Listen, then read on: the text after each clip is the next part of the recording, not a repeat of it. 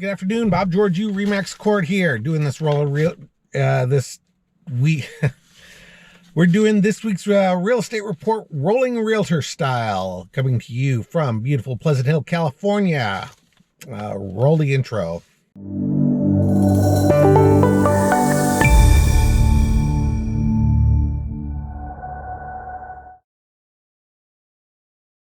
So some initial comments.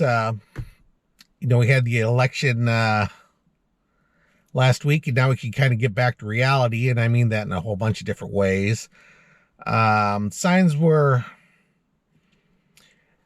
economic stress happened right before the election with a really bad jobs report at 21,000 jobs and a revision toward the downside of 200,000 jobs in, I forget if it was first quarter, the last couple months, but in any event, the numbers weren't as rosy as they initially were at the prior jobs report, which I alluded to in the last video. I figured those numbers would be getting down a little bit more reasonable. And since the report was kind of squeezed in on a Friday right before an election, it sort of got missed by a lot of people and didn't really affect the election. So one bad jobs number really wouldn't have had much of an impact anyways. And so we started to get the straight scoop from the powers that be on what's going on in the economy, and it's a little bit troubling. What that means for real estate is that the interest rates went down, and sure enough, 2 days later, the Fed reduced the rate a quarter point with plans to reduce it one more quarter point before the end of the year. Events out of Washington, a new administration coming in. It'll be real interesting to see how that affects the intermediate to long term economic growth and interest rate numbers with regards to real estate. I expect to see some macroeconomic policies change with regards to real estate, even though the picture is unclear as to what exactly is happening. There have been some gossip on the fringes of the news that going hand in hand with the new administration's economic plans, that there would be some sort of plan for housing, but we haven't gotten any glimpses of what that is. There have been no new nominees for cabinet positions in those things. So it'll be real interesting to see what happens.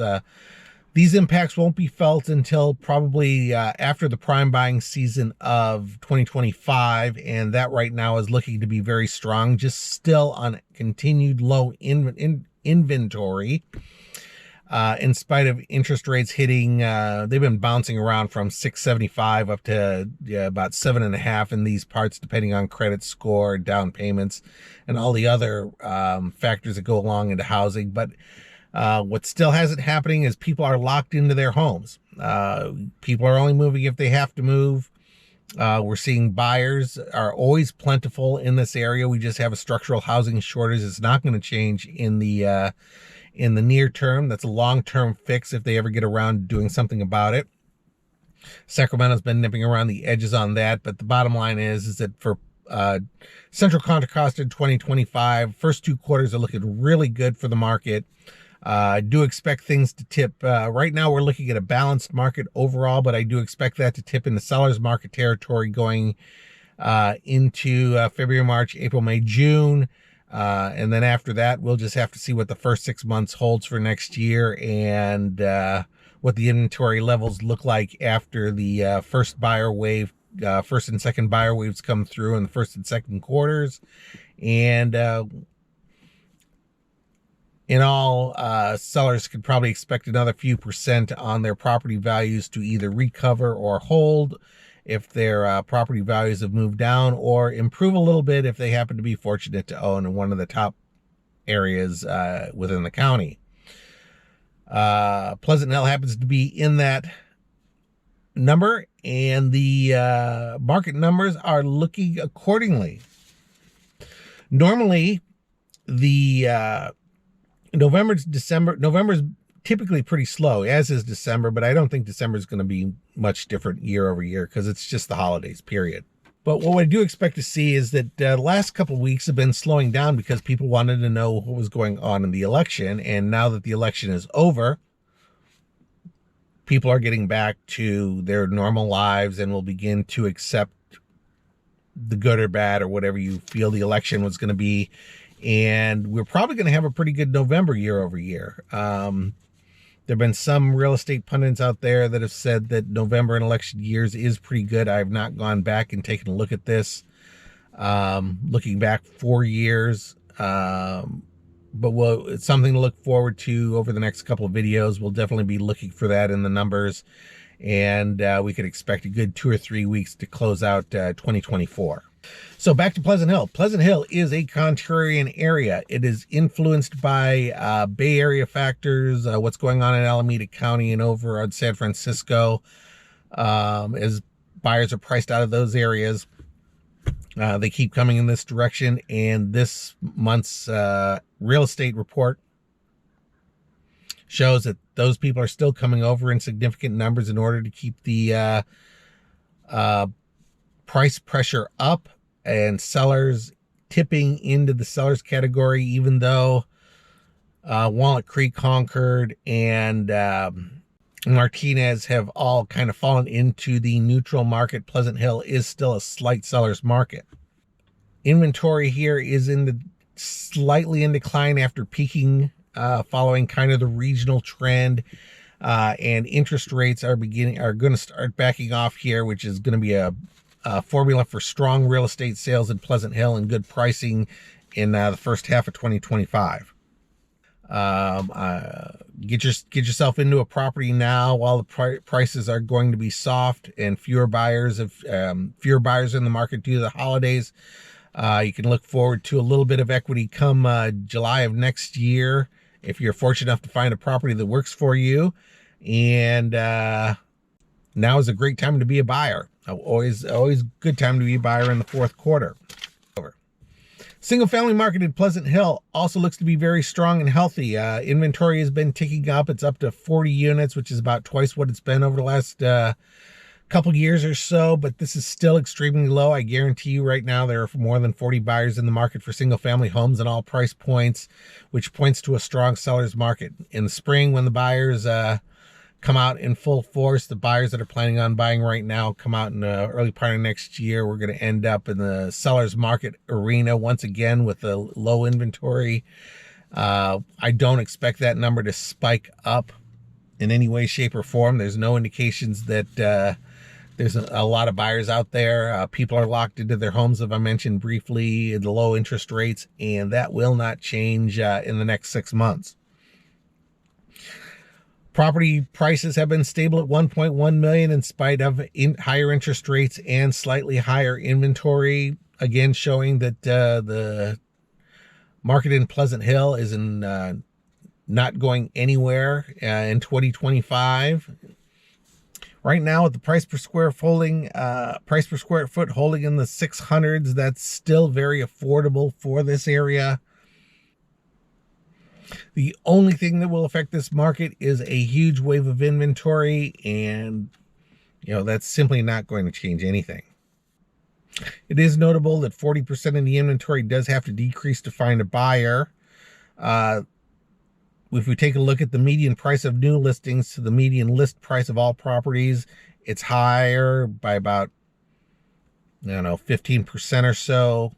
So it makes sense that the some segment of the market is going to have to reduce to sell.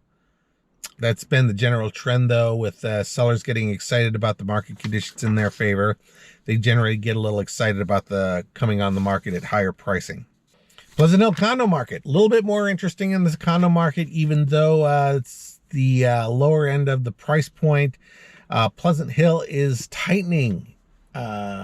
The affordability of Pleasant Hill condos and the desirability of the address, with people coming in from the west, certainly bringing up the condo market at the very bottom end. It's the most affordable place in the area without crossing over 680. But the most interesting part is the data says that the median price is falling, as is inventory, after a late season burst of inventory. This is all very curious.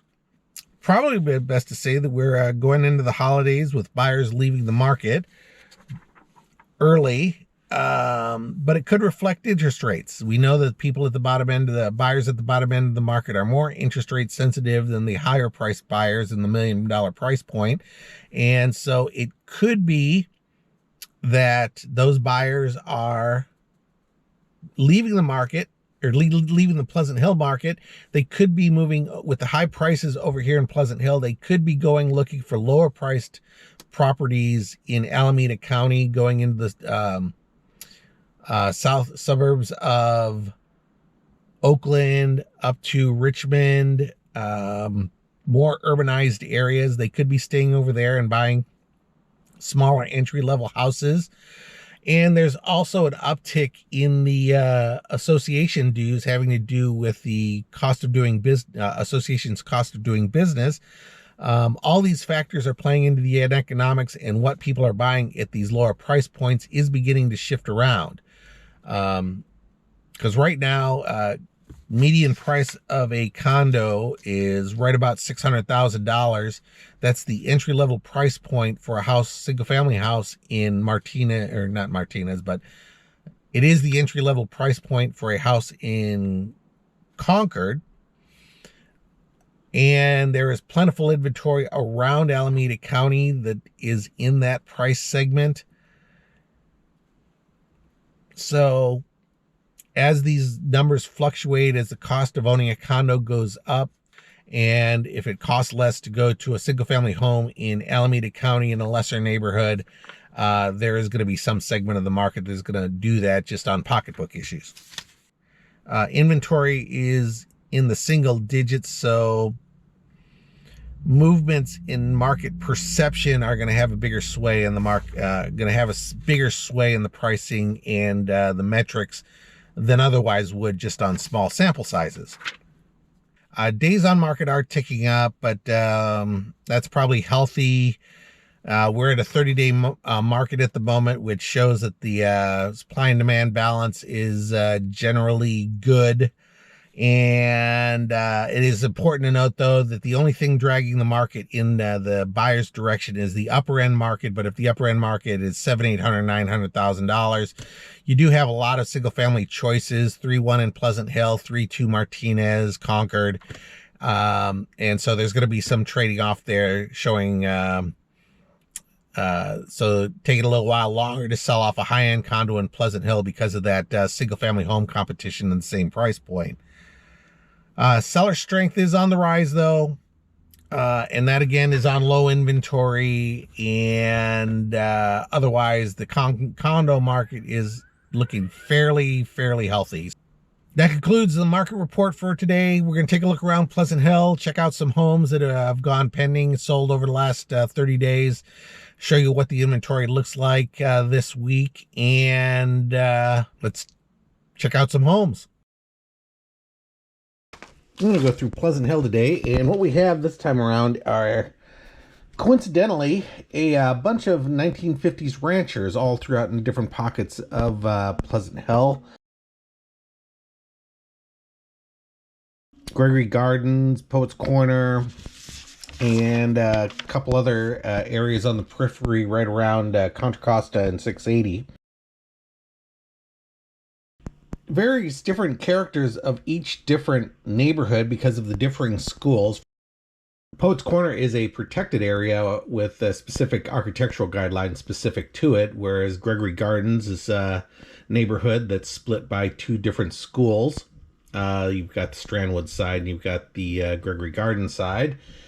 And then you've got little pockets around by Coles, immediately to the north across Monument and along Buskirk. And then you've got some homes right along Contra Costa. This right here is the Contra Costa core. Actually, an agent friend of mine had a listing over on one of the streets over here, and it's right downtown Pleasant Hill. This is sort of the downtown is going to be off to the right of these images, but this is Gregory Gardens back in the 50s from the Historical Society. It's a great picture. Shows what the town looked like way back when. The fast food strip that is now a Taco Bell, McDonald's, and a little strip center with Milo's Pizza, bank. furniture store, etc., are not yet developed, and they're right along the bottom of the images there.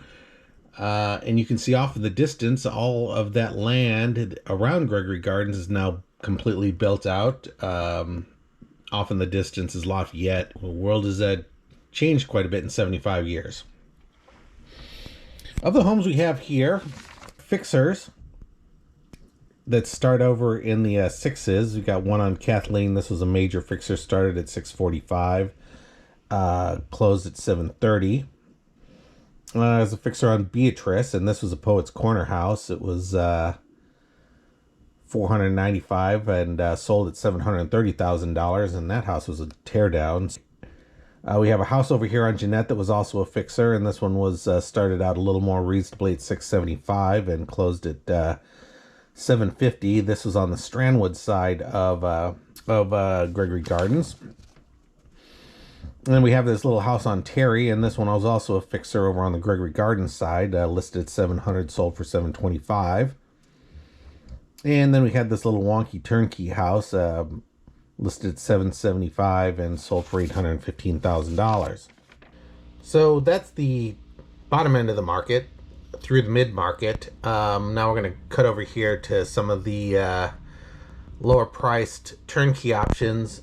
There are two over here on Geraldine, Concord Schools over at Fair Oaks neighborhood. One of them started out at $925, had to reduce to $875 and found a buyer at $860. And another one, a couple of doors down from it, listed at $965 and sold at $955. But that house was in much more superior condition. Going over to Poets Corner, the top end of the market for homes that still have roots in their 50s rancher, with all the bells and whistles, that were at 1.12. This one over here on Cleopatra, listed at $699, sold at $690. This one over here on Clare is top end of Fair Oaks neighborhood. Show you what even Concord Schools are capable of. There was a beautiful house over on Catherine, listed at $945 and ended up selling at $905. And then lastly, we have this Poets Corner adjacent property, and I call it Poets Corner adjacent because there's a little mission creep over in one part of on the periphery of Poets Corner. Because Poets Corner has become so expensive, the houses that are not Poets Corner but surround Poets Corner, or that weren't originally in the Poets Corner tract, are slowly becoming Poets Corner adjacent properties, which are seeing a bonus because the land underneath the property has inflated in the transition, because people will live a block or two away from Poets Corner if it's in the same geographical area, even though it's not considered Poets Corner. This Oakview house is one of those, and it certainly shows what's capable in a non-Poets Corner property. Thank you very much for checking my video out. Bob Georgiou, Remax Accord, serving Central Contra Costa County, 25 years now. Looks like a December. Been 25 fun ones. It's been a real roller coaster. So if you have any questions about real estate, feel free to call, email, leave a message down below. I'll respond when I see the messages. Thank you very much for checking my video out. Bob Georgiou, Remax Accord, serving Central Contra Costa County, 25 years now. Looks like a December. Been 25 fun ones. It's been a real roller coaster. So if you have any questions about real estate, feel free to call, email, leave a message down below. I'll respond when I see the messages.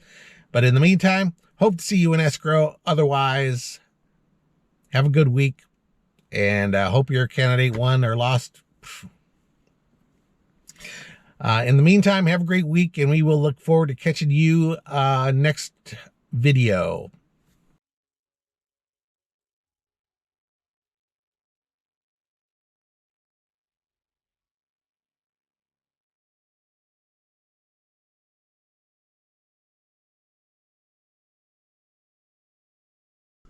Sort of gives you an idea of what is possible over here in the Pleasant Hill fixer market, focusing generally on the Poets Corner market. You're in the 800s and you're out in the 1.1 something range. So